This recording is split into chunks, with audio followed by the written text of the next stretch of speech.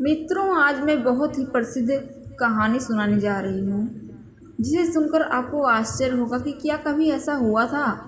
क्या सगे भाई ही अपनी बहन को मारकर खा गए थे? तो हाँ, ऐसा हुआ था कि सगे भाइयों ने ही अपनी सगी बहन को मारकर उसका मांस खा गई। तो मित्रों, इस कहानी को शुरू करने से पहले आप सभी से यह निवेदन है कि यदि आप हमारे चैनल पर नए मेहमान दर्शक बनकर आए हैं तो इस वीडियो को पूरा देखने के साथ साथ वीडियो को लाइक, चैनल को सब्सक्राइब जरूर करें, क्योंकि आपका एक सब्सक्राइब हमारे लिए बहुत महत्व रखता है। और कमेंट बॉक्स में ज़रूर बताएं कि आपको यह कहानी कैसी लगी। तो चलिए कहानी शुरू करते हैं। यह कहानी है 7 भाई और एक बहन की, जो खुशी खुशी अपना जीवन बिता रहे थे। 7 भाई बहनों में इकलौती छोटी बहन बहुत ही शांत स्वभाव, आज्ञाकारी एवं संस्कारी थी। उनमें सबसे बड़े भाई का विवाह हो चुका था। 7 भाइयों में सबसे छोटा भाई एक आंख से अंधा था। छोटे भाई के दिल में अपनी इकलौती बहन के लिए बड़ा प्यार और लगाव था। एक दिन बड़ा भाई अपनी पत्नी और छोटे भाइयों को साथ लेकर अपने खेतों में काम करने चला गया।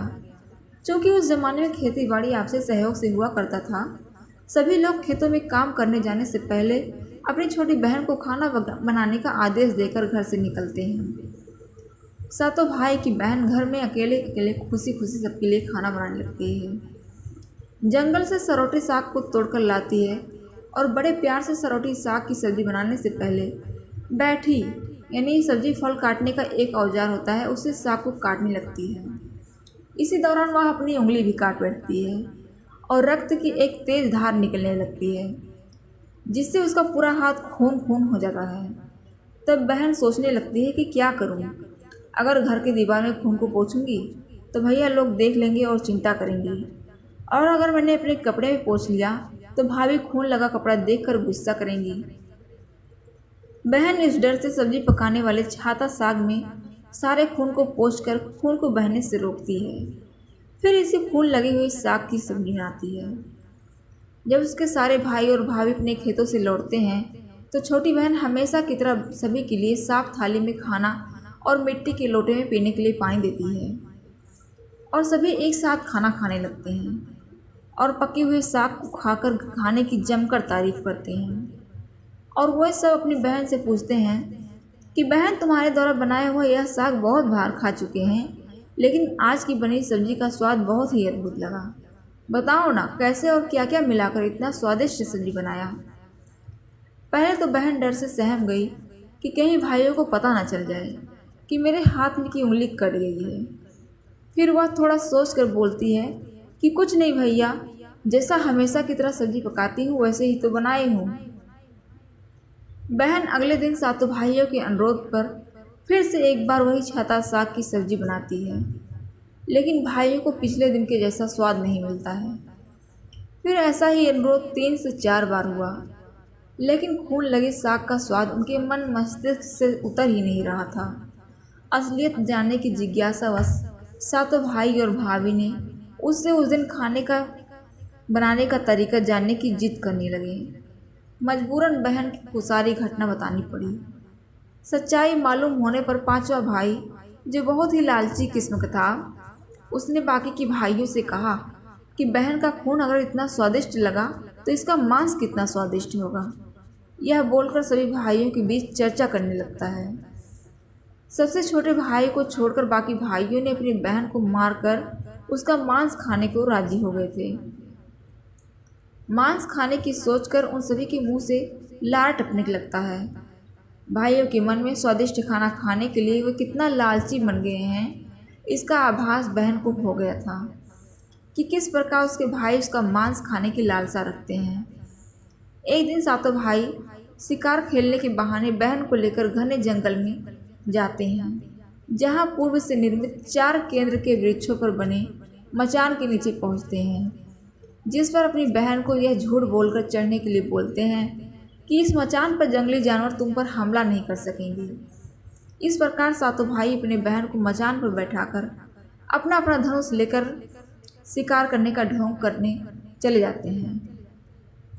तब बहन को पूरा आभास हो चुका था कि आज उसका आखिरी दिन है, लेकिन वह चाहती थी कि उनके भाइयों की इच्छा पूरी हो।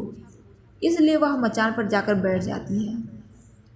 फिर सभी भाई केंद्र के वृक्षों पर बने मचान से कुछ दूरी पर स्थित टोंगरी छोटा पहाड़ पर अपने अपने धनुष बाण के साथ पहुंचते हैं और एक चट्टान पर बारी बारी से अपने बाणों को तेज धार प्रदान करते हैं।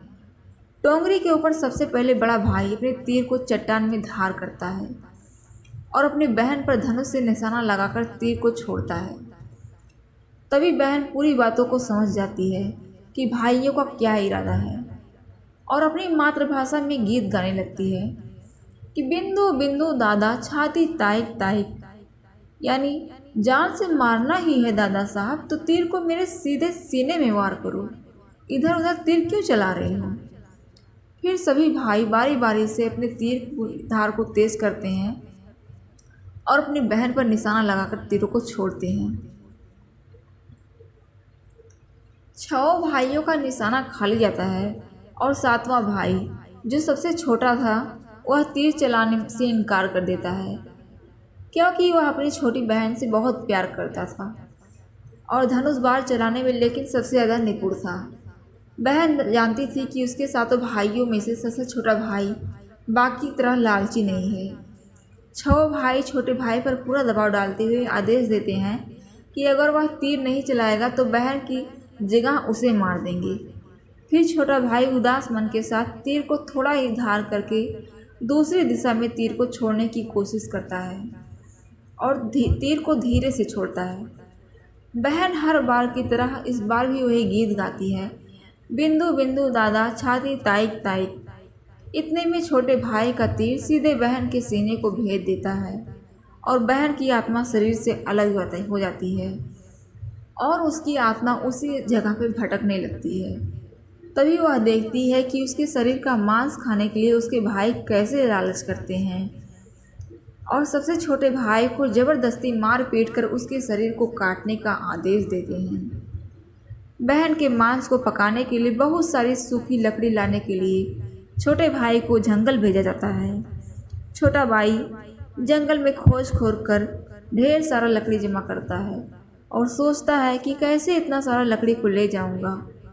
दादा साहब जो रस्सी दिए हैं वह भी 7 टुकड़ों में दिए हैं, उन्हें जोड़ने पर भी यह रस्सी इन लकड़ियों को नहीं बांध पाएगा। देर होने के डर से वह उदास होकर रोने लगता है और उसके आंखों से आंसू की धार गिरने लगती है। वह अपनी बहन को याद करके रो ही रहा होता है कि तभी एक नाग देवता वहाँ पर आते हैं और पूछते हैं कि क्यों रो रहे हो। वह इधर उधर देखता है लेकिन उसे कोई भी नज़र नहीं आता है। फिर उसको नाग देवता दिखते हैं और वह नाग देवता को अपनी पूरी आप बीती सुनाता है। फिर नाग देवता उससे कहते हैं कि मैं लकड़ी में रस्सी की भांति लिपट जाता हूँ और तुम जैसे ही लकड़ी वहाँ रखोगे तो मैं धीरे से निकल जाऊँगा। और भाई ऐसा ही करता है।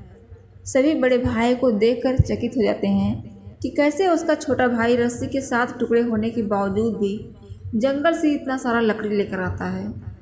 तत्पश्चात वे लोग अपने छोटे भाई को पानी लाने के लिए एक घड़ा में 7 छेद करके भेज देते हैं। छोटा भाई पानी लाने के लिए एक छोटा कुआं में जाता है और घड़े में पानी भरता है, लेकिन उस घड़े में छेद होने के कारण सारा पानी गिर जाता है और छोटा भाई वहीं बैठकर सोच कर रोने लगता है कि बिना पानी के वापस जाऊंगा तो बड़े भैया लोग मार पीट करेंगे।